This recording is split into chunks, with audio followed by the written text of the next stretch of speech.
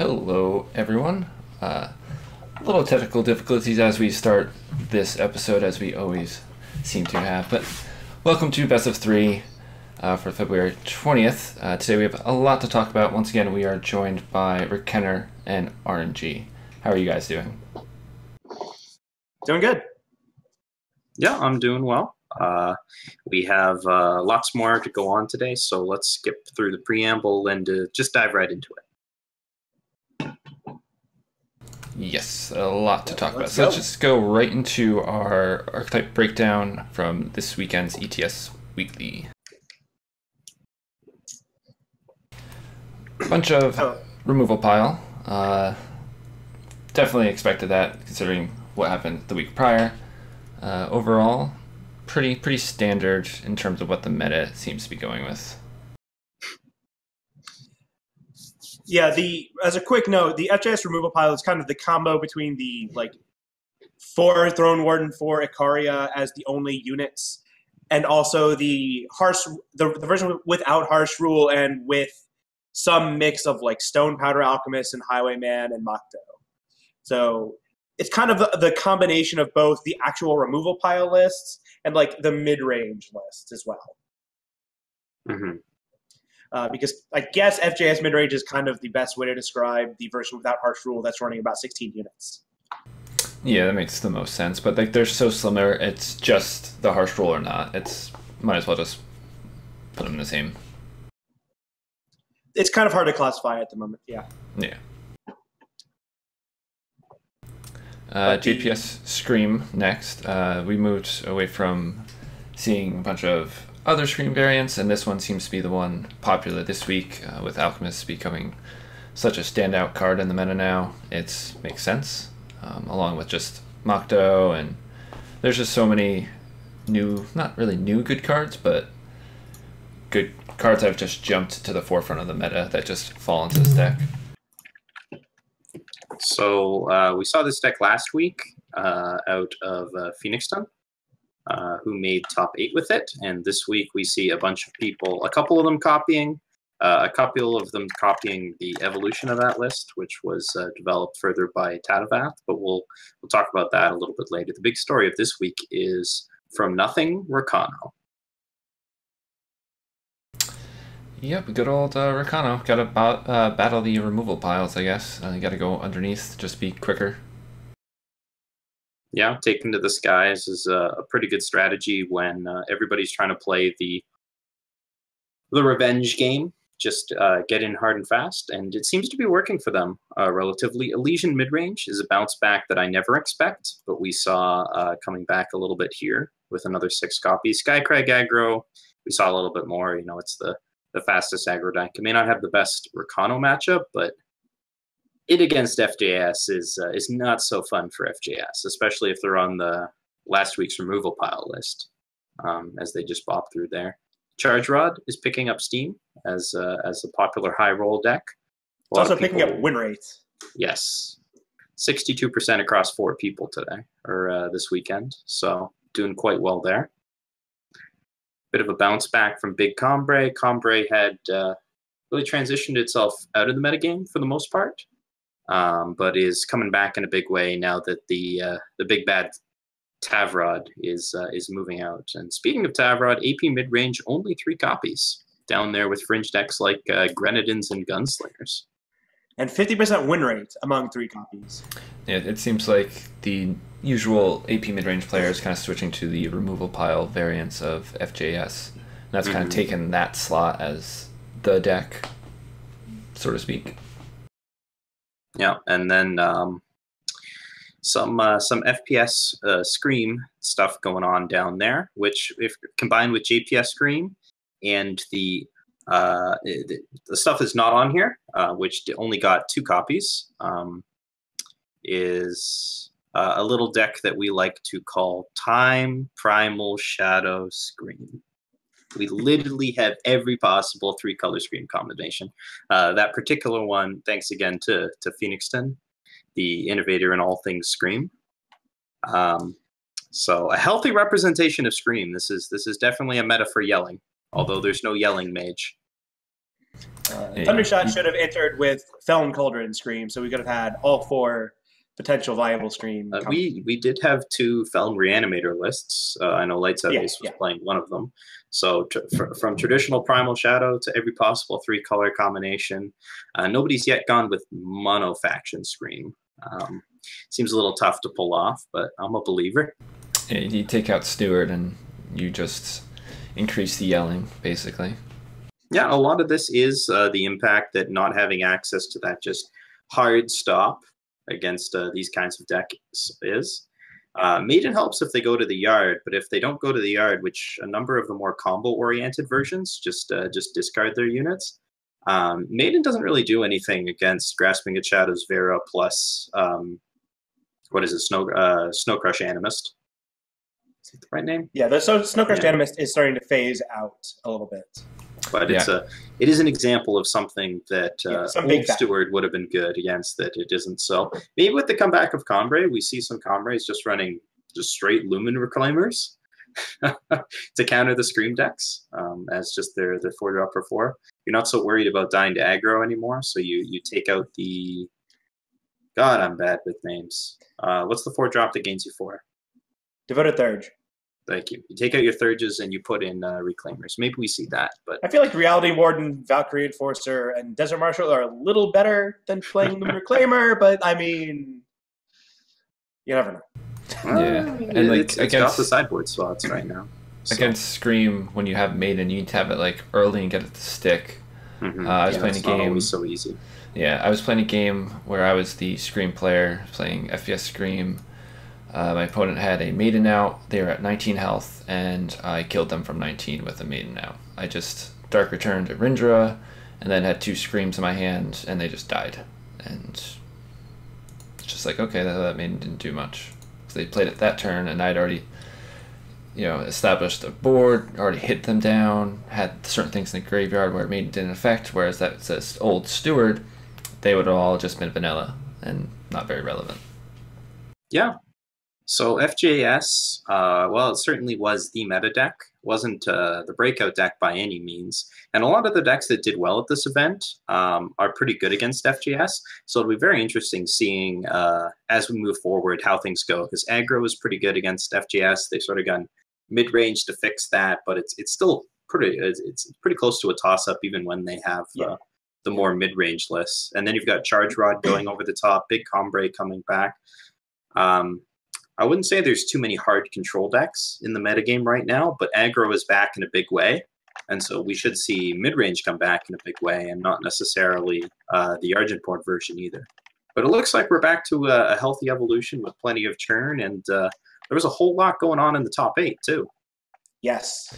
Yeah, let's take a peek. It's not uncommon for us to have 8 decks and 8 different decks in the top 8, but recently it's not been something we've seen. Yeah, and it's certainly a good sign. It means that there's a lot going on and a lot that's successful. We had the most JPS Scream decks of all the Scream decks, but none of the Scream decks actually managed to make it to top 8 there. We did have our obligatory FJS mid-range deck. One of the big Combre decks snuck in. Kang caught fire with Charge Rod, and we had a Skycrag and a rekenner list as well as Hulkbusters. We'll call it FJP aggro for lack of profanity in deck names. And we'll go a little bit more into depth with that one last time. But, I got some words. But a lot of interesting stuff going on here. So once again, Charge Rod made it all the way to the finals. This time did not make it, falling to Rekenner, which is interesting. It defeated the first aggro list that it encountered in Hulkbuster, as well as just going right over the top of FGS midrange, which you have to expect, given the amount of top end plating played in Charge Rod. You can play 4 Icarias, but I'm also playing 4 Calebs and Rods to go get them, and Daigos and all kinds of nonsense. So that was cool to see there. Possibly. Yeah. Praxis. I'm not too familiar with Praxis cards, if we're being honest. Hulkbuster's list is still a little bit slower than even like Lord Vaz's list, and Lord Vaz's list is a little bit slower than, say, the unseen Commando Rakano that we had been seeing a lot of in the past. And did see a lot of on Saturday. Mm-hmm. Yeah. So, It was interesting to see that variant of Rakano there and proved to be the deck of the week, I guess. Do we want to take a look at the winning list? Let's take a peek. So I've actually spent some time yesterday and the day before. I played approximately, say, 35, 40 games with this list on ladder. And we'll be talking to Lord Faz a little bit later about his list and maybe if he makes any changes to it for ladder. But to some extent, I feel like this list may have been a little bit of a meta call more than a general way we're going to see Rakano built in the future. Of course, that depends on how the meta itself goes. But this list on ladder definitely felt a little bit soft to the things that really Rakano evolved to avoid. Since Set 2 came out and Slay and Banish became more popular, which is to say, if you look at this list, it's got 6 cards that will rot in your hand for a little while until you get to 5 power. And this list does get to 5 power a little bit more consistently than the average Rakano list. It is running 4 Seek power. But if your opponent top decks a Sabotage on like their 4th or 5th turn, and they sabotage your Deep Forge Plate or your Obliterate, you feel real sad. It is not a good feeling to be like, all right, if I just top deck 1 more power, I can throw this Obliterate out their dome. They're at 5 life, but they stabilize, or I can play this Deep Forge Plate on my 3/3, and it can suddenly punch through a defender, and they're gonna have to chump block, and they sabotage it away, and you're just like, oh well, now I'm in a real bad spot. Yeah, I mean, think about how many decks we see with 4 Sabotage main. Right. And now Sabotage is kind of on the decline, with AP mid being less played in FJS, usually only playing Sabotage in the sideboard. Scream doesn't have any space for it in the main, yeah. Right, exactly. The Scream variants.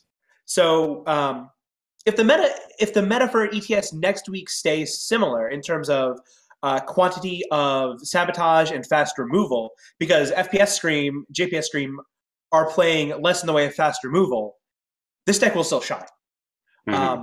Deep Forge Plate, for all of you who are playing in set 1, that card will give you fits when you're on the other side of the table from it. Some Scream lists use Permafrost as their removal of choice. Skycrag certainly does, and we saw more Skycrag. And let me tell you, playing a Deep Forge Plate onto a Permafrosted unit for lethal still feels really good. I did have some good times with this list on ladder. I did run into some Skycrag, and this list really shows you why Rakano is kind of the king of the aggro matchup. Whirling Duo, Unseen Commando, and Deep Forge Plate are all just like, I win. Deep Forge Plate lets you swing for a huge amount, maybe even a huge amount with lifesteal, and you have a blocker back after doming your opponent for 8. But if removal, and especially fast removal and Sabotage, come back, I feel like this list will kind of have been a flash in the pan list for this ETS. And this also goes with a lot of evasion. You're running Tinker Overseer over Rakano Outlaw. Everything flies except for Champion of Glory, which is, he's meat, and so is Whirling Duo. So yeah, it's hard to interact. Not really hard to interact with those, but those are favorable interactions for this, for Rakano itself, and then everything else flies over top. So it's good at getting around the defensive Rindras, that's for sure. Which is a good place to be in, as well as, you put in the Varus and they say great, and then just obliterate you, or what have you. This has a lot more late game than a lot of the other aggro decks, which should serve it well if it ever gets slowed down by the mid-range decks. Yeah, and FJS all of its mid-range. Sorry, I just want to say, and all of its late game is reach. It's not, playing a 5-drop that comes down and does nothing. It's playing a 5-drop that immediately does 5 or 6 damage to your opponent's face. Right, we're not seeing the Jeks in this list. We're seeing the Soulfire Drakes, the Obliterates, the Deep Forge Plates, and So it's very good at, if somebody's stalling the board with Stone Powder Alchemist or stuff, it doesn't hurt Recano or this Recano build that much. It's a lot better at finding a single card to break through, and given time, finding a top deck to get it out of it. Recano, especially these ones that stop at 3, do not have very good late game draws, and they run out of gas very quickly. Whereas this deck is packing a lot more gas to punch through, and that's I imagine that served Lord Faz well on his way through. Yeah. The sideboard, I'm not going to speculate on. We're going to ask him about it directly, and I think that's the safest option. But the last thing that I want to say is I do want to counter some of the slanders towards this list. People are saying, he's playing 10-5 drops with 25 power. That is correct, but he is also playing 4 sweet power. Yeah, exactly. So it's not actually 25 power. It is still a lot of 5 drops to see, but, Argenport has done similar curves in the past, and people haven't blinked too hard at it. So it might be a touch on the greedy side, but you know what? That's okay. It worked out here. The curve also ends at 5. There's decks that run, 6 5 drops, a couple 6 drops, and then like a 7 drop, and still have similar power, maybe running 30, 31. But you're stopping at 5, and plus you have all this early stuff going on too. Yeah. So you may be stuck on 4, but you're still playing Commando, Whirling Duo, Protect. You're still doing and pushing through damage. And the really interesting part is there's no 1-drops, no Oni Ronins, no Pyronites or anything. It's just, a couple 2-drops, and then the real powers and the 3s and a lot of 5s. So it's more of a mid-game Recano deck, even if a deck that goes 2, 3, 4, 5 isn't really, quite the mid-range that we're used to seeing. Yeah, definitely. I've run Seek Power a little bit in decks with like Oni Ronin, and when you look at like a curve of like 1, 2, 3, but you only have 2 power, it's really frustrating to like play a Seek Power on turn 3 as your Seek Power go. Because if you ever have to do that, the fact that you had like an Oni Ronin on turn 1, its impact is a little blunted because you're not playing a 3-drop that you want to curve into. So with this list, you're basically always safe to Seek Power on turn 1. So that may have been one of his deck building considerations. Oni Ronin also very bad into Stone Powder Alchemist and Varus Favor, both of which are all over the place. So maybe that's why this particular Recano build was the one to win, and the ones that were still on the more traditional ones were not. But yeah. So I think we've dug into this one about as deep as we want to, given that we're going to be talking to the creator a little bit later today. So let us move on to our next section. Yeah, we're going to look into the leaderboards here. Road to the Invitational here. We have all the winners, and then the IP invites. A lot of names you recognize on these lists here. Yeah, the Lord Faz joins our previous set of winners, which are Kamado, Croj, Darkness, and Alarmadillo as our winners of a weekly, so they get a guaranteed slot in the Invitational. We're seeing a little bit of contention for the 4th rookie slot. We now have a 3-way tie at 20 points. Kangbreath managed to fight his way up with his 9 wins in this week's ETS. And Muxosk is now taking a rookie slot, whereas previously he was still on the short list of people that are probably going to make it, but he was previously in via an IP invite. Yeah. So this week, a lot of our IP invites are the same. We see now Lights Out Ace, Tristero, Child Roland, Dr. Pringles, Clam Burglar, and Platypus King have jockeyed their way into the top 16 IP players. A lot of these players, like Pupistus and Lunex, were on the bubble last week. They were on the slide, but it was like, well, they're kind of all tied for, I believe it was like 3 slots out of the people in the bubble. But right now, we are kind of actually at the point where we would not need a tiebreaker if the season were to end, with this kind of exact spread of IP. Yeah. So we still have 3 weeks left. So a lot of time and a lot of play for these. But it is really interesting to see the direction that we're going, given that we're already at 16 points as the minimum cutoff. And I think that, like in Season 5, 16 points was the cutoff. Now, we do have an extra week. We do have a lot more players and an extra round every tournament. So that's certainly contributing. The fact that we had an 8-round tournament and we've had 7-round tournaments ever since means we're going to see a little bit higher of a cutoff for what amount of IP you need. So don't be surprised to see 18 or 19 as the final cutoff. So people sitting at 17, they should be looking to not rest on their laurels here and push a little bit higher. And of course, we do award series points for people in the top 6 highest IPs in a descending order there. So you're going to want to, some players are going to want to push for those and get a few extra series points in order to go to, Worlds. But as we announced a little bit previously and haven't actually brought into focus, we're now doing an All-Stars event. And the player with the highest SP total in Season 1 will be one of the players invited to All-Stars. So if that sounds cool to you, if you want to be an All-Star, you're going to want to aim for that title. Yeah, there's still a lot to play for, and interested to see how the rest of the season plays out.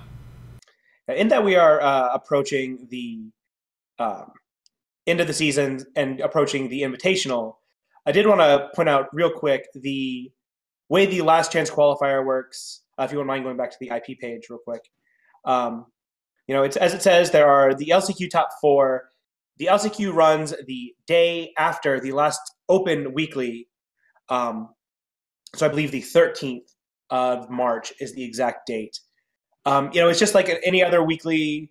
The people who have already guaranteed qualify cannot play, and then the people who make it to the top 4 of that event all earn an invite to the Invitational. So for people who cannot usually play on Saturdays, this is kind of like your backdoor way into the tournament. Yeah. So if you've already gotten invites, sorry, you can't play in the LCQ and take spots away from other people. But and actually, real quick, Unearthly points out that he's not on the IP invite list. I think that was an error on my part. Sorry, Unearthly. You definitely should be up there. We just assume he's going to win a tournament at this point. Yeah, basically. Like, Unearthly just kind of has a permanent winner's berth, right? Oh, not in Season 5. Taboo. He'll be there. We'll just assume so. All right. Write him in.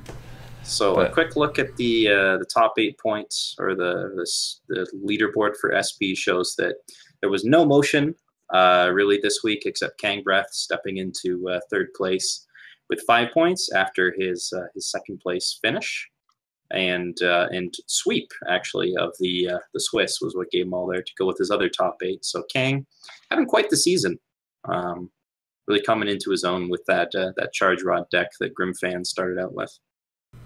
Yeah, I'm gonna say there's gonna be Charge Rod in the next couple top 8s. I'm just feeling that just the way the deck's been performing, it's picking up steam in both wins and players.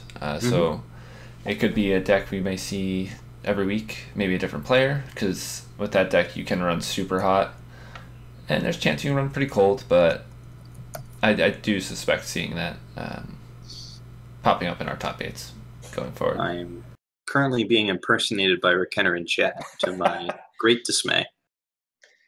Anyway. So I believe we have some specific deck lists that we thought were interesting and worth pointing out this week. Interesting's interesting word. But we'll start with Rep's choice with the Mad Gunslingers, I believe we're calling it. This deck did make top 8. Yes. Level 13 David was piloting this list. He made top 8. And it is a different take on the just plain Stone Scar Gunslingers that Illunex kind of spearheaded the building of and playing of in ETS. So the primary differences are, it's running Madness plus Sack Outlets as its main way of non-torch removal. We have previously seen things like Annihilate and Rapid Shot. This list is running Annihilate in the sideboard and it's running Suffocate in the sideboard, but it's not running Rapid Shot. Of course, it does have the hideout pistols, but it is running a lower density of gunslingers, which is partially why this list has gone to 2 Common Cause, 2 Diplomatic Seal instead of 4 Common Cause. I've played this list a little bit. In terms of ladder, I think I kind of prefer the original list, but that might just be my predilection towards, say, consistency in lists.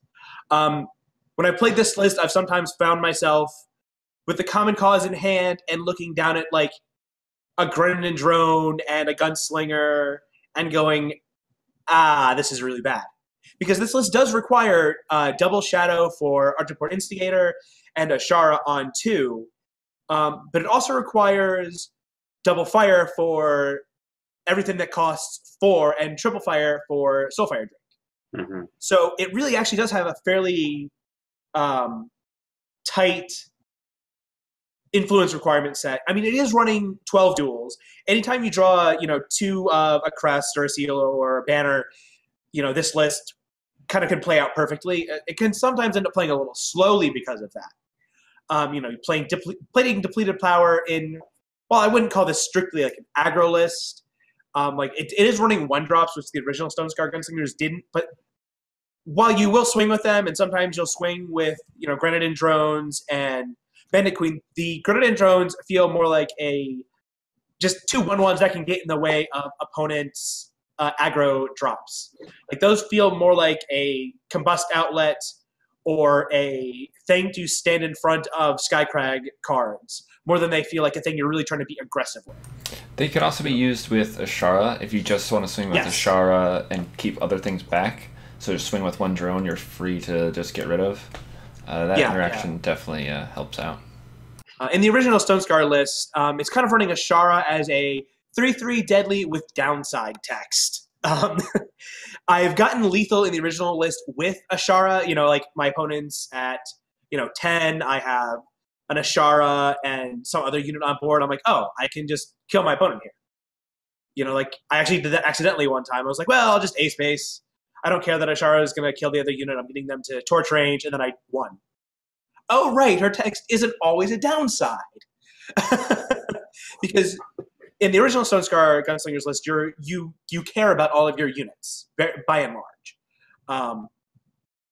So her text is kind of awkward. And Lunex has actually been playing First Shot Rioter in her spot instead, which is, for people who have not seen that card, who maybe don't play Draft, it's a 3/2 Gunslinger for 3 with ally gain a +1/+1 weapon. So it usually almost always comes into play as a 4/3.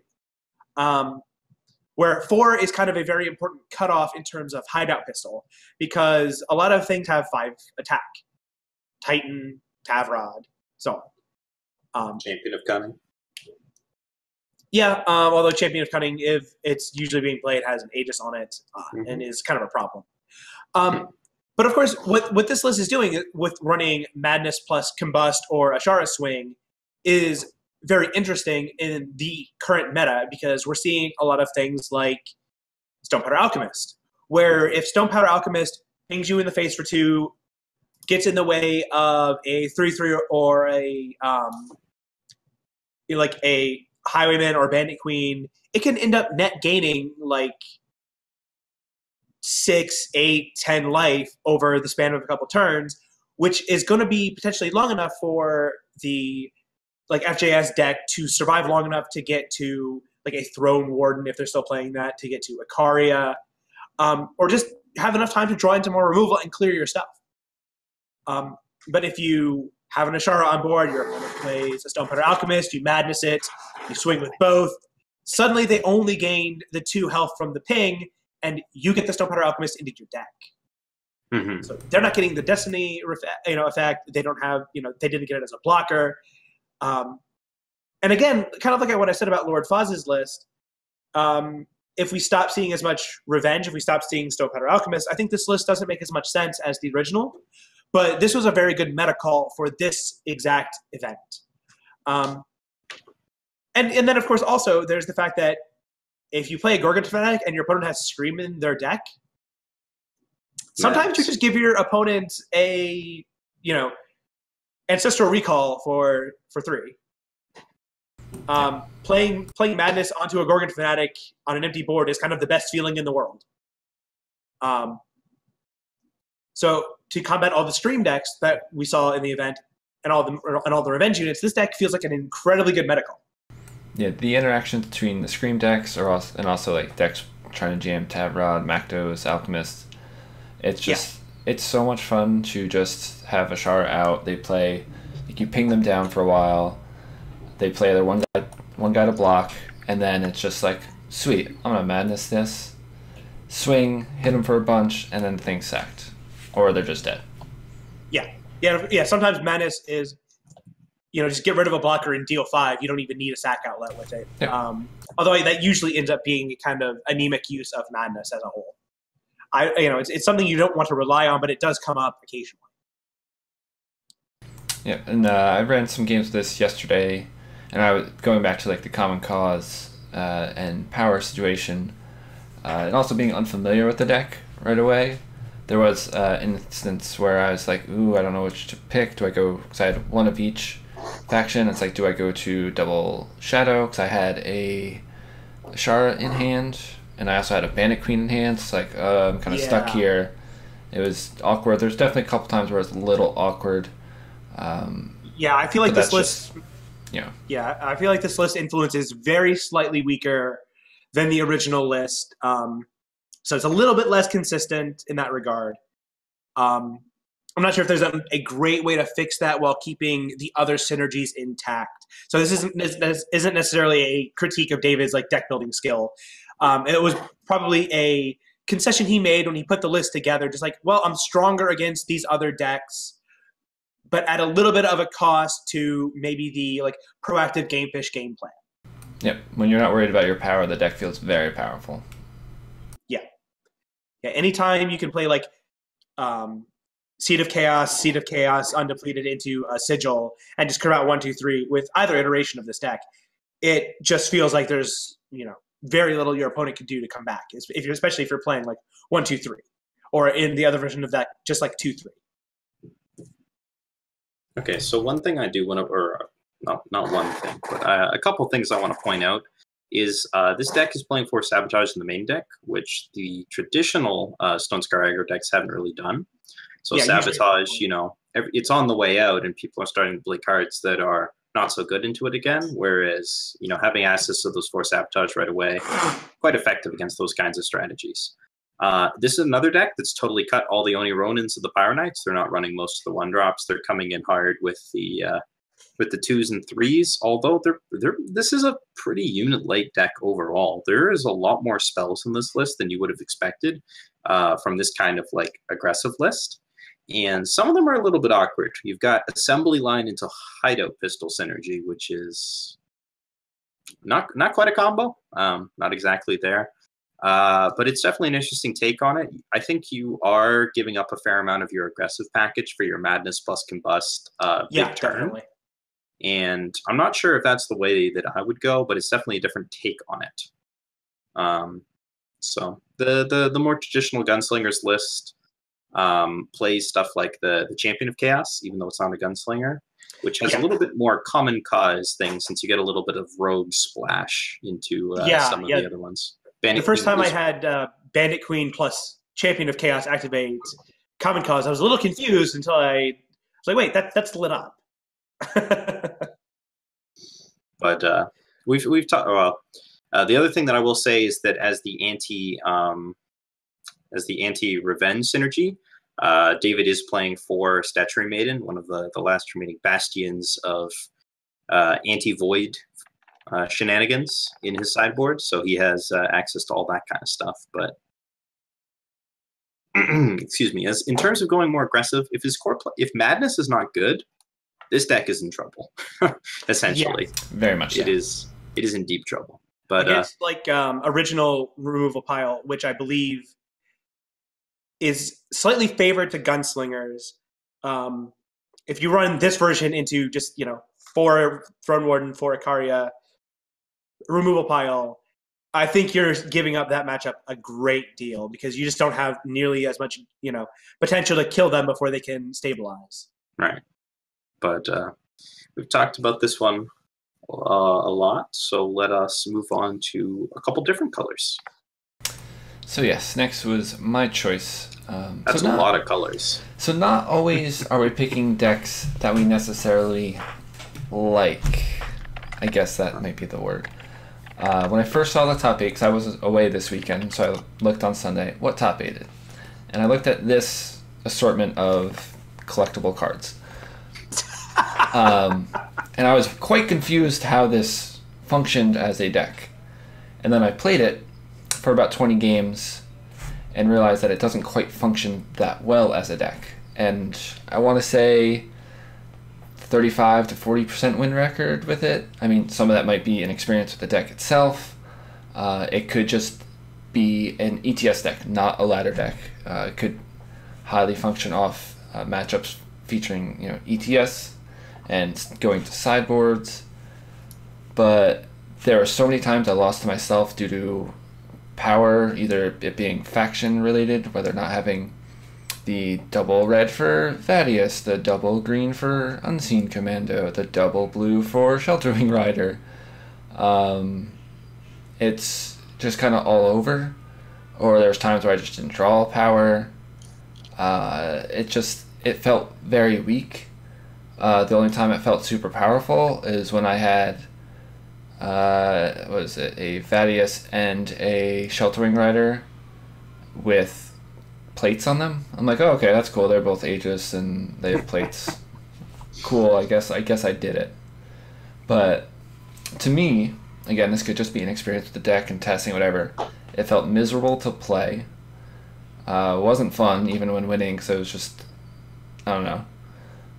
It's like you took Skycrag pieces of it, threw in some Recano and a Darkveil Agent, and called it a day.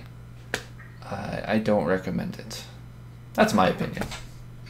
Yeah, I will say, in this tricolor combo, there is only one crest available, which is definitely not a good thing for this style of deck. On the other hand, if you're playing an aggressive deck, you don't really want the crest as much. So you're sort of caught in a weird situation. I feel like it's really the double fire in this list that it's giving up too much to go for. I think if you cut the plates and the Vadiuses, you might have a little bit more of a sort of a Huru aggro deck. Playing Torch and Whirling Duo and Champion of Fury and whatnot, but just it's very difficult for this deck to function on curve. Obviously, when it does, it's going to win every game, and that's probably what happened through the Swiss. But just charging Champion of Fury into Double Justice is something that's been pointed out as a huge question mark, and there's a lot of times when it's tough. There's a lot of times when playing Champion of Fury was a 2/2. That just was a 2/2. That's not super exciting, and I imagine there were a lot of times when you played Darkveil Agent, where Darkveil Agent was also just a 2/2. Yeah, that card is average at best. It's so Unseen doesn't Commando attack, isn't doesn't unseen. block well. Shelterwing Rider isn't unseen, and it does have some synergy with Darkveil Agent, but Darkveil Agent appears to be the only Nightfall in the deck, so it can't really refresh itself. So it's like a slower protect to refresh Shelterwing Rider. Yep. So I imagine that's a lower impact card that we might not see in later editions of this deck. I will press F to pay my respects to this power base and note that Hulk was a Diplo seal away from getting picked up by ET off this performance. So he reached for the moons. He's even got the one Kothon to play as an 8-drop out of your aggro deck. So he's hitting all the buttons that we like to see out of 3-faction monstrosities, double faction requirements on curve in all 3 colors. I'm not sure that this will work in future weeks. I think that there is something here.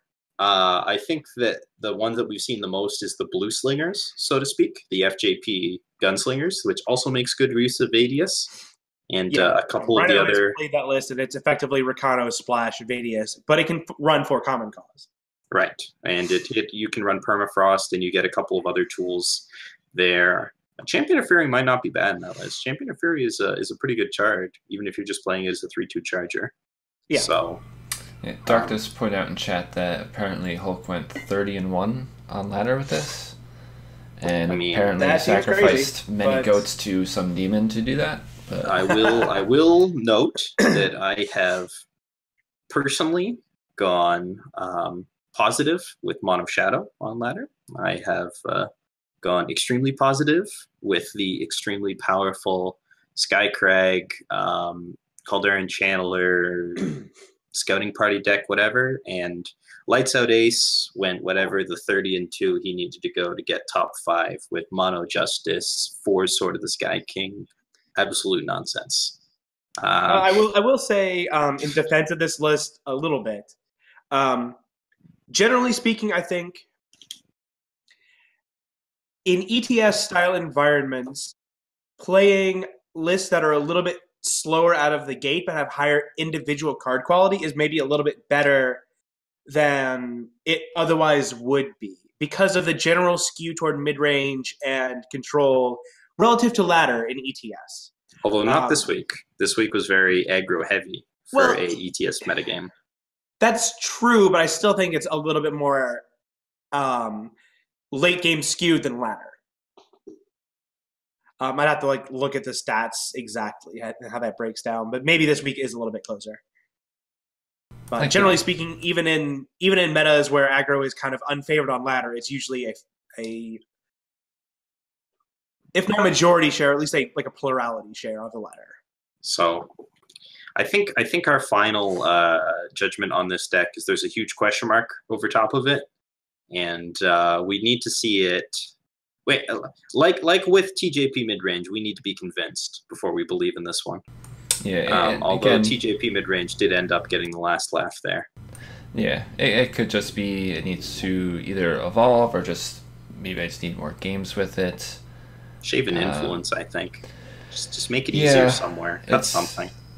It's definitely rough in terms of that, like trying to plan which power to go to. It's a headache. And also, I mean, it does have a thing going for it where a lot of the units come with Aegis already stapled onto it, so it makes it easier putting stuff like Hammer and Deep Forge Plate on it, a little bit safer, because you're not just going to get 2 for 1 real easy by a piece of removal, plus you have Protect on top of that.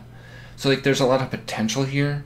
It just felt really inconsistent, and I felt like I lost more to the deck itself than to the opposing player. I feel like the answer that we're going to receive is you're absolutely right. These 2 drops don't make any sense, and they're going to cut them and put in Nostrix and Dakaria. Sure, and just stop even bothering to play with influence. We're a neutral deck. We're good. All right. Let's move on to the deck with 7 copies, none of which made top 8, as a standout thing. So this is Tadavath is really the brainchild behind this. This builds off of Phoenix Stun's GPS. Rindra hits them 5 times. That those of you who watch the inaugural inarguable episode of Best of 3 will remember was my showcase deck. And it's kind of cool that I'm able to come back and do an evolution of that. This is 13 cards different, and I will eventually be able to pull up the cards, but they were playing a lot more single target removal. There were Annihilates, there were Vanquishes, and there were a couple Dark Returns hiding in there, as well as every blue player's favorite card, which was the Explorer. I don't remember that card's called. Nocturnal Observer? Nocturnal Observer. There we go. Real quick, I can list the 13 cards different. I found where you had mentioned that. I think I just said the ones that came out. So what came in? Well, the cards that came in were the 3 Devastating Setback, the 2 Wisdom of the Elder, the 4 Feeding Time, and the 4 Mokto. Okay, so the major differences here is we've cut a lot of the removal for Feeding Time, which should serve this deck really well given the revenge metagame that we're going on to, and also it's very good against itself. And the 4 Mokto, which is the card that Feeding Time kills real dead.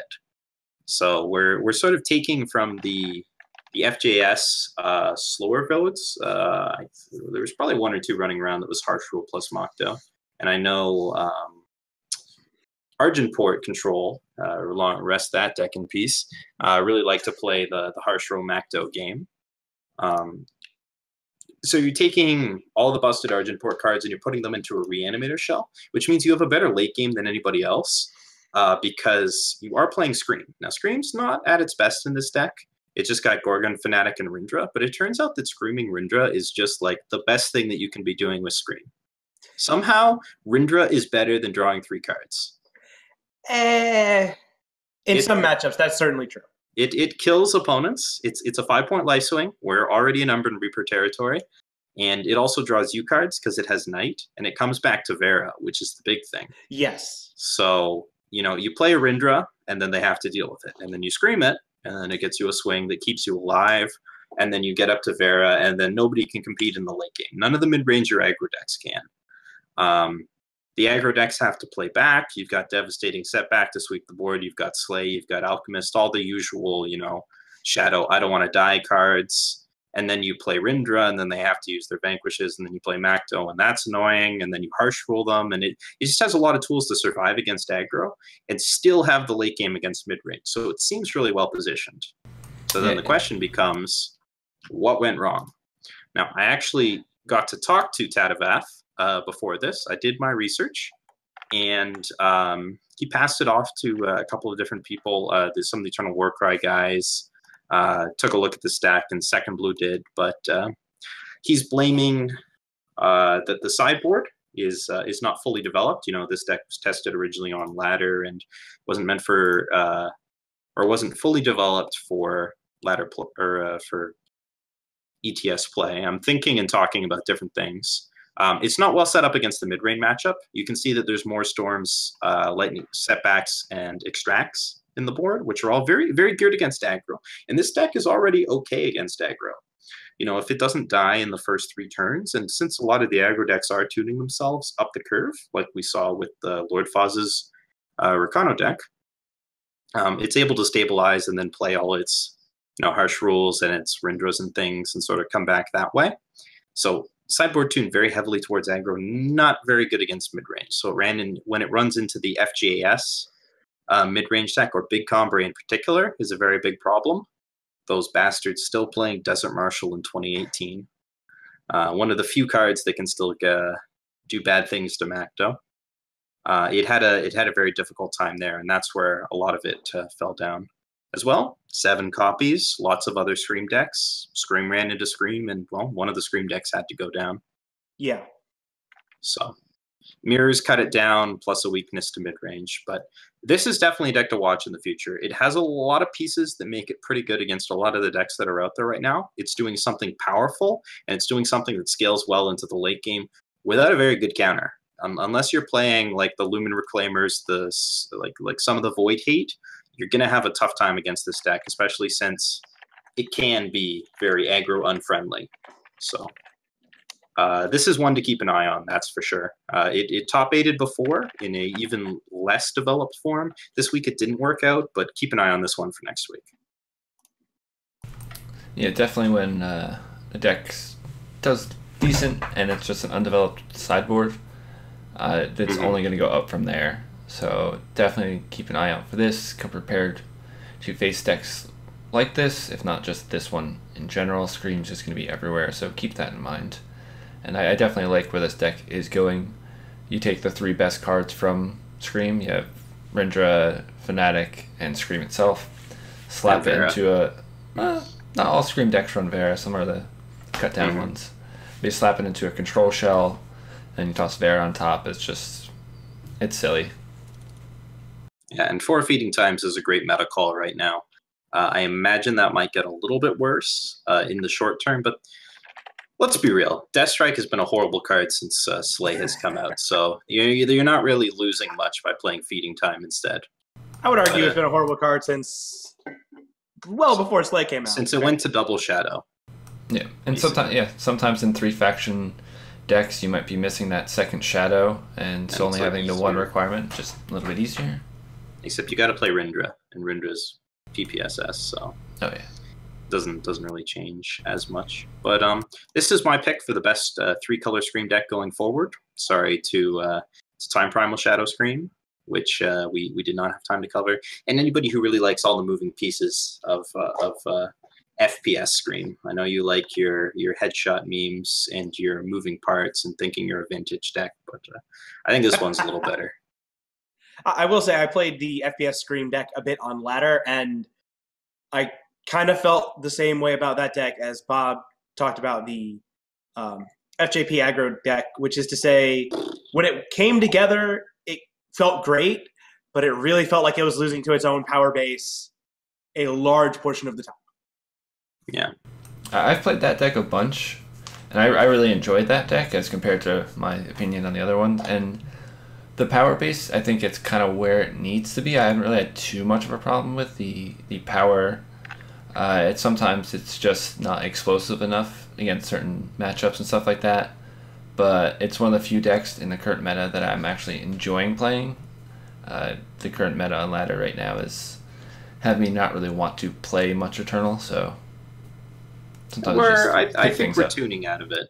The metagame is evolving pretty rapidly now that Tavrod is no longer the be-all, end-all. You know, when you've got a single question that defines everything, it's pretty easy to fall into regimented things. You've either got this plan to deal with it or this plan, but now we're sort of branching out of that. And we may not be in a place that a lot of people like right now, but I think we're developing pretty rapidly through it. Just look how fast this deck has developed. The Stone Scar Slingers decks are on the upswing. There's a lot of people trying a lot of things, and I think that's great to see. Yeah. But I think we need a little bit of time to get ready for our interview with Lord Foz. So unless either of you have any other comments before we go to a quick ad break, that's what we'll be doing. No. I think we're good, so we're going to take the break as we said, and we'll come back with the interview for the winner of this past weekend's ETS Weekly, and we'll see what he has to say about the event.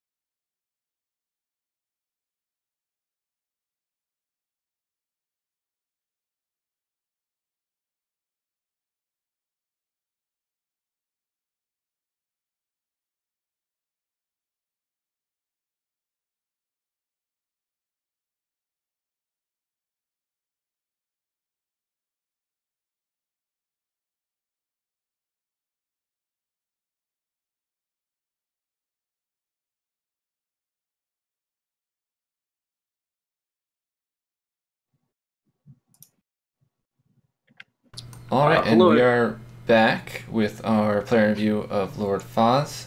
RNG, why don't you take it over? Yeah, thank you. Welcome back, everybody. We are joined now by Lord Foz, this week's weekly winner of the event. We've been chatting a little bit before, but we'll dive right into it with a few of the questions. Tell us about your gaming background. Like, what got you into Eternal? When did you start? So I started Eternal about in October.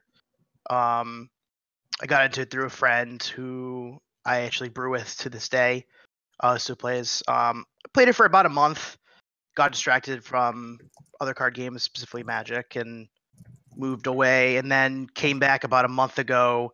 Heard new set dropped, and there's a big shakeup in the meta. And I was like, oh, this is interesting.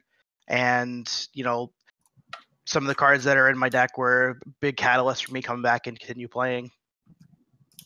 Do you want to elaborate a little bit on what those favorite cards are? Sure. So when I saw Unseen Commando in Whirling Duo, it definitely caught my eye. I was like, wow, this is definitely a shift from what I had been playing when set two was the newest expansion. Mm-hmm. There's a lot of mid range running around, and I was like, wow, these are really aggressively costed cards. Very aggressive 3-drops in the same colors, no less, that play off each other very well. Mm-hmm. And while dabbling in other decks, I eventually was like, you know what, I need to brew a deck with these cards. And over time, with testing and cards coming in and coming out, the cards stayed, but the deck evolved as it is today. So have you just been jamming rekenner for the last couple weeks? Then is that why you decided to bring it out for your first DTS? Yeah, so I've been pretty much since the removal, the first instance removal pile, so a couple weeks back. Mm-hmm. The meta shifted on ladder away from these Tavrod decks that I felt really stifled the rekenner lists with their, especially with the Var's favors, the cheap annihilates, the vanquishes, and slays, and then just Impending Doom and Tavrod to finish you off. And I was like, there's a lot of cards that these lists could easily play around by just changing up some cards, as well as obviously like Vicious Highwayman made its way into a lot of these removal pile lists. Had been seeing a lot more play, and just the Ikaria decks were really my style, so I wanted to kind of find a more aggressive option. Okay, so that's pretty interesting. So you predicted a more did you predict this kind of slower meta and transition towards Screamer? Like what did you have in mind when you were picking up rekenner? What were you expecting? I definitely wasn't anticipating Scream as much. I still felt it as a fringe deck, and I hadn't really seen the FJP the FPS. No, sorry. The Justice one? The Justice one, sorry. Mm-hmm. I hadn't really predicted that list. I didn't even really take it into consideration. The main things I was mostly concerned with were combo-based mid-range lists, the FJS lists, whether they were just traditional removal pile or the more aggressive versions, and definitely other rekenner lists and Skycrag. And then I knew Charge Rod had done well in these tournaments, and I expected some number of players. I didn't know exactly how many, but I expected one to be at the top tables as the days went by. So to speak, yeah. So do you think that your particular tuning of rekenner, as I talk over Counterbob casually here, sorry, Bob, is favored against the other rekenner and Skycrag lists, like the aggro mirrors there? Yeah, I think going up, the problem I always found when I was playing the rekenner mirrors was, and it was a lot of my assault on ladder, was it always felt like when I was losing, it was my opponent drew the Soulfire trick, or they drew drew the plate, and this went over the top of my draw. So I was like, well, these 1-drops are not doing it in a lot of these matchups, especially the black matchups where they have Var's favor, which is just a back-breaking card when you play an Oni Ronin on 1 and they immediately go in Var's favor at the next turn. It's like, why are we playing this card? So I was like, Seek Power really helps fix the mana base without jamming too many power cards into your deck. Why not play more of these late game focused cards and just go over the top of all these slower or more aggressive aggro decks, and also push through damage against these more mid-range decks that I was expecting. Makes sense. Yeah. So we kind of hit on a little bit about the Oni Ronin with the removal pile decks running the Highwayman, as you mentioned earlier. Was that another reason to switch off Oni Ronin? Yeah, especially. I was even like really toying between like if I even wanted to play Waystones in this deck, as it pretty much always felt like the main reason all the monuments are in the deck were just because in the worst case scenario, I don't have a creature to plate. It's a 1/1. It'll hold a plate. But it was never. It was always like I never felt comfortable casting any in those shadow based matchups. So yeah, Highwayman and Varus Favor were a big reason why I cut the 1-drops and just streamlined more with more bigger threats. Yeah, it seems like a lot of that thought and planning and just analyzing the meta certainly paid off, as you certainly did win this week. Definitely a lot of luck as well. I mean, some of the draws I got were kind of absurd. That's Rakana. Yeah, it's an aggro deck. Yeah, sometimes you have the Drakes. So we didn't touch on it in our previous discussion of the deck. Do you want to take us through your sideboard and maybe a little bit of the thought process behind it? Yeah, so particularly the Flamestoker and Stone's Caramel. So yeah, definitely the 6-drops. Yeah, those caught a lot of eyes. Flamestoker was kind of a hedge card in a sense. I knew that a lot of the mid-range and controlling lists had cut their harsh rules, but I was definitely concerned with, more heavy sweeper packages being present in needing a card that goes over the top better against those strategies. Whereas in those matchups where they're heavier on removal, plate it feels just like a worse obliterate sometimes, and going a bit bigger with the Flamestoker can a lot of times push for a lot more damage than a plate would in those matchups. Mm-hmm. And then I was also worried that there'd be some number of Feln Control, but I wasn't sure how many would show up, and being able to put a put an Infernus on the board every turn against that deck, it's a way to punch through the Black Sky Harbingers and the Champion of Cunnings. Mm-hmm. I actually had a long discussion with Lunex about that. He says he thinks Flamestoker isn't good against Felon Control, but Lunex is known about being very outspoken about his opinion on Felon. Is anything good against a Lunex's Felon Control? I'm not sure there is a card that you can play that's effective against a Lunex. Or a card that a Lunex can play that's good. Felon Control is the perfect act, isn't that what everyone says? That's similar to what people say. Okay, well, there you go. And then the Stone Scarmalls, that was definitely probably a little looser choice of the cards. Mm-hmm. It was mostly, again, for like the more removal-heavy removal piles, ones running lesser units. I definitely found like there were games where I would sputter and not be able to finish them off right away. And I felt like I just needed an answer for Ikaria. Yeah. And Stone Scarmal, it pops, it doesn't care about Aegis, goes right through it, even gets overwhelm damage. Straight to the face. Kills Daisho. Yeah. It's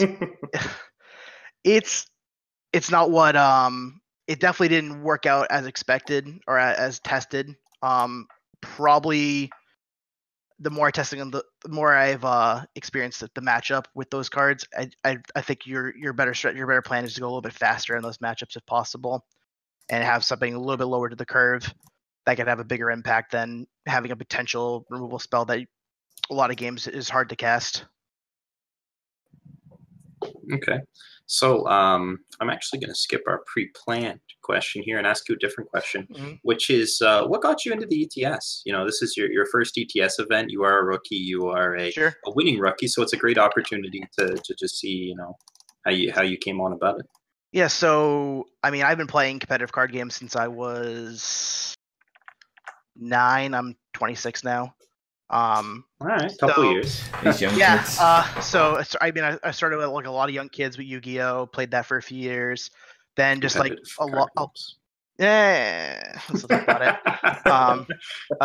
And then just like most people who play that game, your deck gets banned and then you move on. which is what happened. Ooh.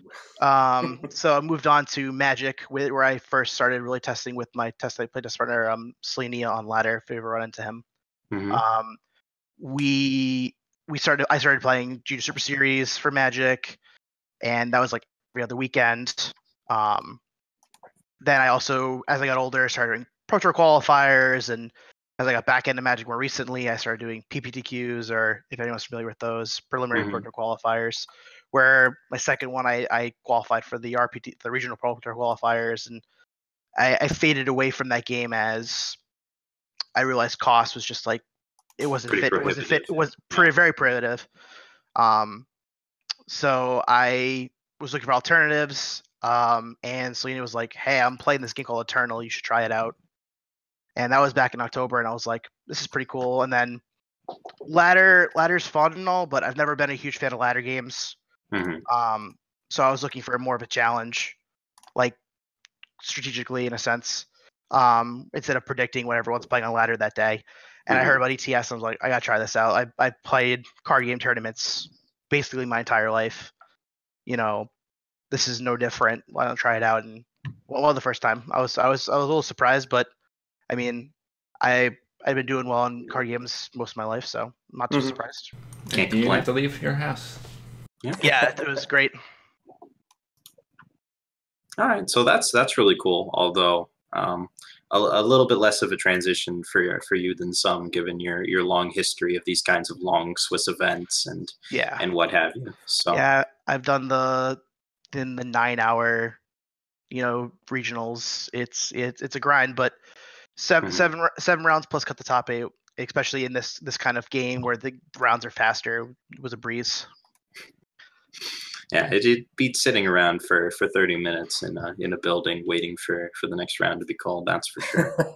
Yeah, especially locally, everyone knows the local tournaments here in New England. Just like you're lucky if you get a building that's well ventilated. So yeah, it's nice to be at home. Okay, so a little bit more of a outreach into the community kind of thing. What was your most memorable match from the weekend? It was actually round 1 where I played against Hulk's deck, the 3-color aggro, and the thing. I had experimented like a few weeks prior, maybe like when I first started getting back to the game. Like, I originally grinded to master the first time in January with Combray aggro. I was like, why hasn't anyone tried 3 colors aggro in this game? Like, it was so good in Magic. Why is it not good here? And then I tried it. I'm like, this is awful. Why would anyone play 3-color aggro deck? The mana base just does not work, and not in a way that you can reliably curve. And when he did it to me, I was just like, this is not how it's supposed to go. Like this is not fair. I was like, this is round 1. I'm losing to a deck similar to what I tested, and I just assumed it was just way too inconsistent. I was just taken aback, especially in a best of 3 where I lost both games, first and second. I was just like, geez, this is the ETS, okay. So you want to get for one player that can actually play that deck. That's what I've heard. That's what I've heard from you guys. So, and then I taken aback, but then sat down in my chair, grinded it out, won the next 5 rounds in a row, and I actually thought I was eliminated after I lost the second time in the last round. I was like, oh well, better go read some comic books. And then I was like, let me go check the standings just in case. And then I popped in at 7 on breakers. I was like, wow, okay, breakers improved. Worked out. Yeah, sometimes it happens. Yeah. Just need to get in. That's all that matters. Doesn't matter what your record was. As long as your foot's in the door. Yeah. Okay. So the question for the people at home, are there any changes that you would make to this deck specifically for ladder play? We're not going to ask you to reveal your ETS secrets for next week, as I imagine you're going to have something good for us then as well. Yeah. So the big thing that I was doing, especially on ladder, was actually main decking the Copper Hull Bailiffs, especially when I was seeing more aggro on the ladder. It's a aggro. I mean, if you don't draw your lifesteal units, the aggro matchups can be even 50-50 at times, depending on their draw. So having the Bailiffs in definitely can smooth through those matchups. It definitely was a deck that I definitely had frustrations on ladder, and it wasn't until I got out of ladder, went to customs with Selenia, and we tested, fought like 5 game ones in a row, and then 5 game twos with sideboard. That I was like, oh, well, this deck actually has a game plan. Okay. And it does fare well against the decks that I was expecting for the tournament. And it definitely, I feel like it's a run at your own risk on ladder. Mm-hmm. But if it's something that you want to try, then I wouldn't be it's something that you could definitely like trim some number of the 5 drops for even some amount of 1 drops. Definitely your taster's choice. Mm-hmm. I did even have like Recano Outlaws in the list for ladder, over Protect, depending on the day. So it's definitely just, it depends on what you're running into in your part of the ladder, and definitely adjust to what makes sense for that day. So it's curved up a fair amount for ETS, is what you're saying. Yeah, it was definitely gamed for what I was expecting, a slower, like grindier meta where there's gonna be a lot more Sandstorm Titans. There's gonna be a lot more, removal based decks, and I wanted just these 5 drops just bang and end the game instead of sputtering out towards the end. Okay, well, that's pretty good. I think that's all we had on the docket for pre-planned. Any of you guys? Anything? No, I think I'm good. I answered all my questions earlier, but yeah, it's definitely nice seeing a new face. Someone that's definitely super well tested, and I expect to see you top 8 once more. I'll put that curse on you, but I will ask the most dangerous question to ask in the game. Is your tag pronounced Lord Fuzz, as it appears? Yes. All Though right. The only reason it's not just Foz is the character limit requirement. Yes. I usually prefer Foz on all their platforms that I can get it when it's available. And I was like, I heard that they used game tags like the add-on, so I was like, oh, I can get Foz, and then it said six minimum. I'm like, no. Is it 6? I thought it was 5. It was either 5 or 6. I couldn't remember off the top of my head. But yeah, like the requirement to have at least additional character, and I've always defaulted to Lord just because I thought it sounded cooler. Mr. Foz or the Foz? I do have to admit that in a lot of our pre-workup stuff, there was Lord Fuzz. Yeah, you were Fuzz to me. Yes, that's a common one. You're definitely Fuzz. So thanks for coming out. You've been great. It's been great talking to you, and we hope to see you out again very soon. We will see you at the Invitational, as you have I will be there. Qualified. Yes. Schedule makes it hard for me to hit all the weeklies, but I will definitely be available for the Invitational, so I'll be there. Good to hear. Okay. All right. Thank you. You're welcome. All right. So next, I think we're going to move to is Team League, correct? Yes, Yep. We're going to do an overview of that. And and I'm gone. Oh, and we are all gone. Oh boy. This is All right, we are back. Smooth transition. So look at the final standings, I believe, right? Okay. So this is Pod A.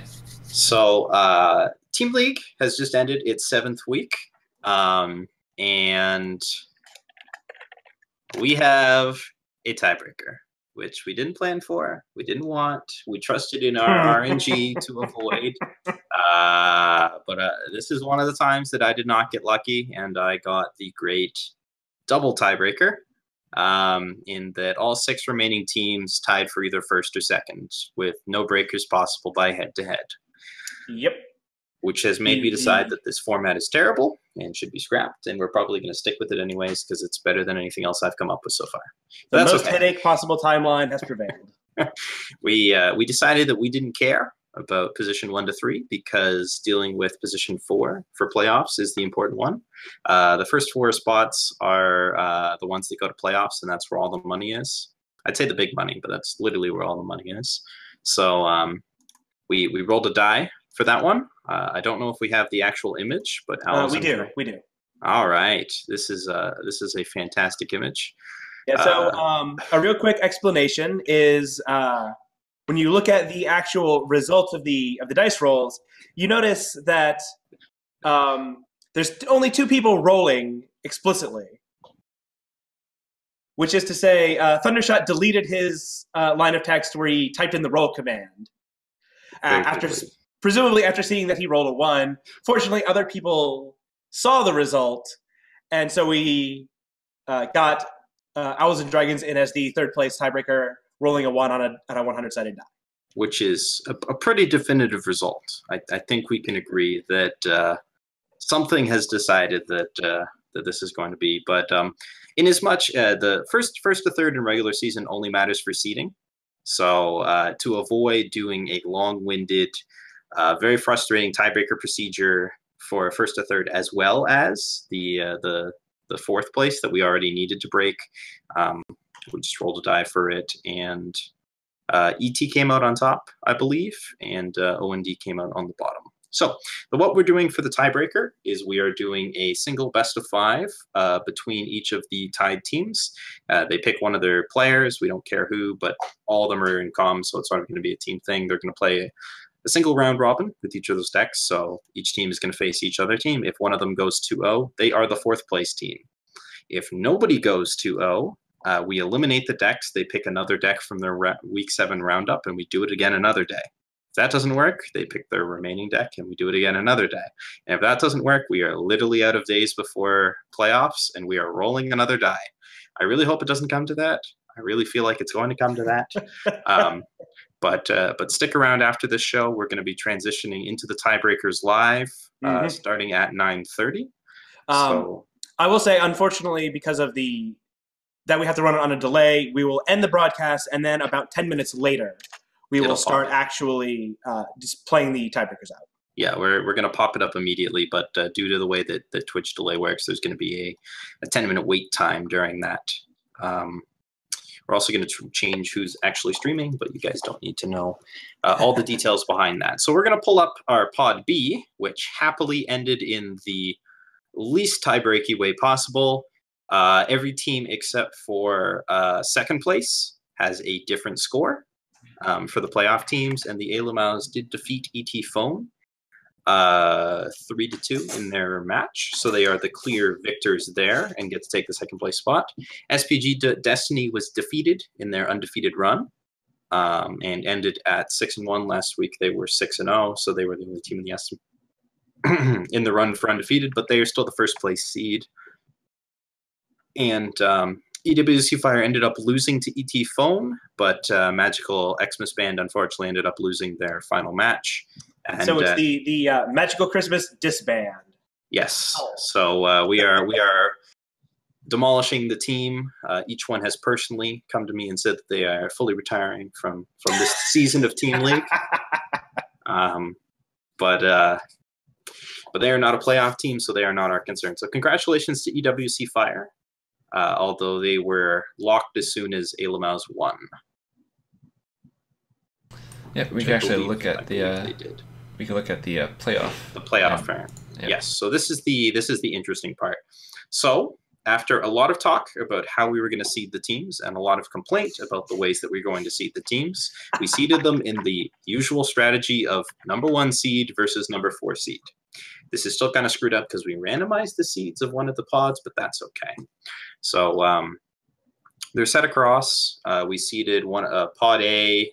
Seed 1 was seed 1. Pod B seed 1 was seed 2, and then we did it like that. So the seed 1s are on opposite side of the bracket with the seed 2 of the opposing bracket.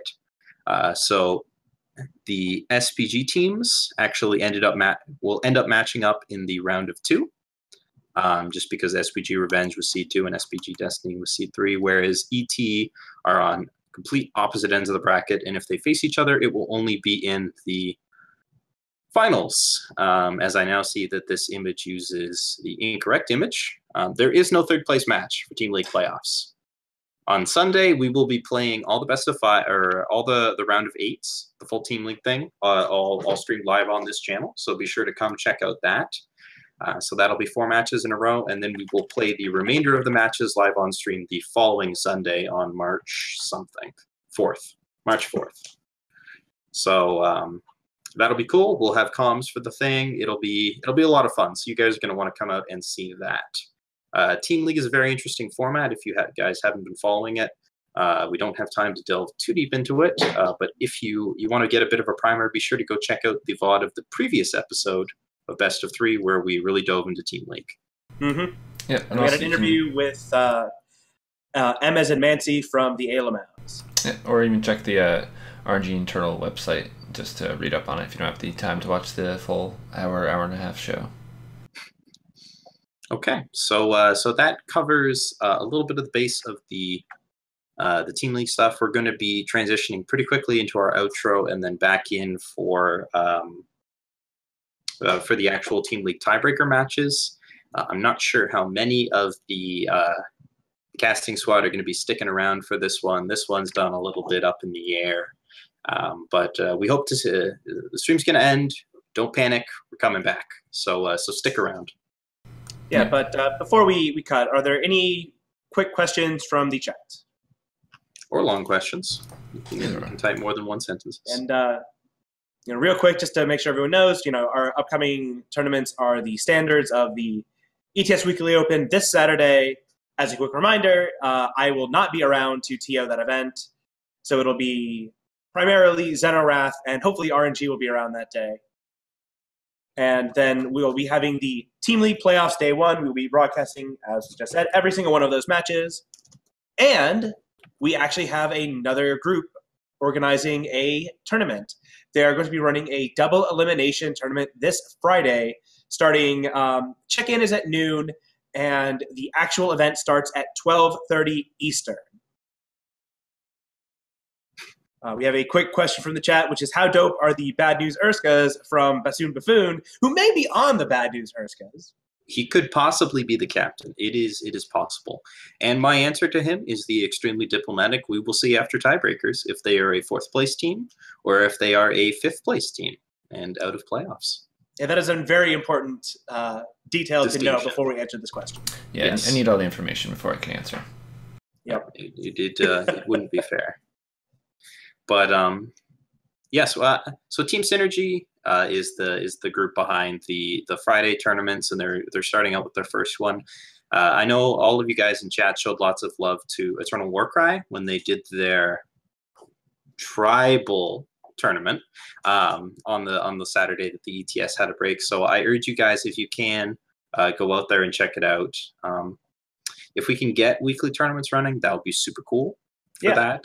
Even though we're not running it, we do understand that weeknight tournaments is something that people are looking for. It's a lot of logistical hoops to jump through, and we can't do it at the moment. So it would be very cool if they are able to pick up this track. So give them all the support that you can.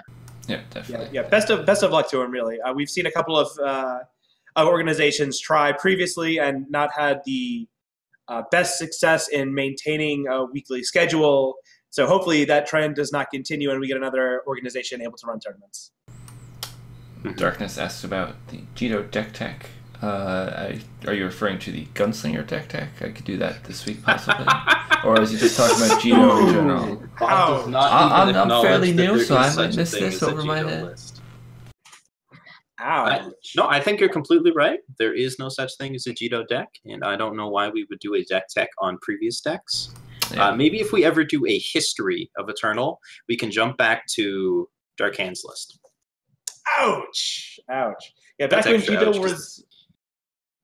was relevant, before Darkness was born. It turns out 2 power to make your 1-drops good, not so effective as 1 power to make your 1-drops good. Maybe we can do it April 1st. Yeah. There you go. We can steal from one of the great Eternal deck creators. Steal their spiels. Best deck ever. I'm actually free February 29th as well. April 1st is a Sunday, and we're not running an event on that day. Maybe we could run an April Fool's tournament. Yeah. We don't want to commit to too much. We've already made plans for 4 months for now for All-Stars, which is going to be a super cool event. Let's take a minute to gush about that. Players are going to be drafting factions that are either 1, 2, or 3 factions, and they're going to be drafting 3 of them, and then they're going to need to build decks of these. And, you're going to see the extremely unhappy Kamado forced to choose between a Felm deck and a Combre deck. And you know that he doesn't want to do that. He doesn't want to play anything without Shadow. Although he'll pick the Combre deck because it has Justice. Or will he pick the Felm deck because of that Shadow? Ooh. This is tough. Yeah. So we're gonna have our world champion Kamado coming back out. Our potentially washed up player of the year, Unearthly. Washed up, made top 8 twice in 5 weeks. No wins. His career's over. Yeah. All right, Unearthly's pretty good. He's going to be coming out, and we're going to be bringing out the winners of the Season 1 and Season 2 Invitational, as well as the series point leaders for Season 1 Season 2. So if winning a tournament feels a little tough, just be the series point leader, or an invitational point leader in a season. There you go. I really wish we had a graphic for this. Yeah, we definitely will next week. A better production team would have had a graphic for this. We're almost professional. A better production team would have told their graphic artists to make a slide for it. I didn't think we would have extra time at the end to film. to be perfectly honest, but I think that's going to mostly do it for us. We're going to call it for here, and then immediately turn it back on, but 10 minutes in the future. Yeah, we'll be back in 10 minutes for the Team League tiebreakers. Yes. Starting with I like big decks versus the bad news Urskas. I believe at this point we can go ahead and announce the matchup in decks, RNG. We already have in this section, but so that matchup will be Yojimbo from I Like Big Decks playing pretty much a stock version of Kamado style removal pile. So the Throne Wardens, the Daishos, the 4 Ikarias, against Solvent Soup, who is playing Combre You'd Bring Home to Meet Your Parents, which is a pretty good deck name, but it's just big Combre. I wish we could give people auto match losses for deck names. That would be... and put me in charge of it. Put the old grumpy guy in charge of it, and tournaments be like 6 rounds. It'd be great. All right, so yes. What are your thoughts on decks named a clever deck name? Because those are not very helpful. No, not clever. Dislike. What about the name? Swipe. I don't know how these Tinder. Are you against that? Because if you're against that, you've got my seal of approval. Yeah, I don't know how Tinder or any of that works, so whichever swipe is the bad one, swipe that way on that. Up. I think that's super like. Okay. But yeah, moist. No. Moist has no space in the English language. Never mind deck names. Bruised. Ooh. Also get that out of here. And don't come to me with your Combrano. I don't want to hear it. That's not a real thing. I'll fight for Combrano. That's a good name. My thoughts on decks named Jund Midrange is they are usually like... They're usually Mardu instead, first of all. Well, I mean, they're that or they're Grixis in terms of like FPS. But anyway, we don't want to drive into that. Yes. Okay. Good night, everyone. Except we'll be back in 10 minutes. We'll catch you there. Yes. Thank you all for watching. Stick around. We'll see you in a few minutes.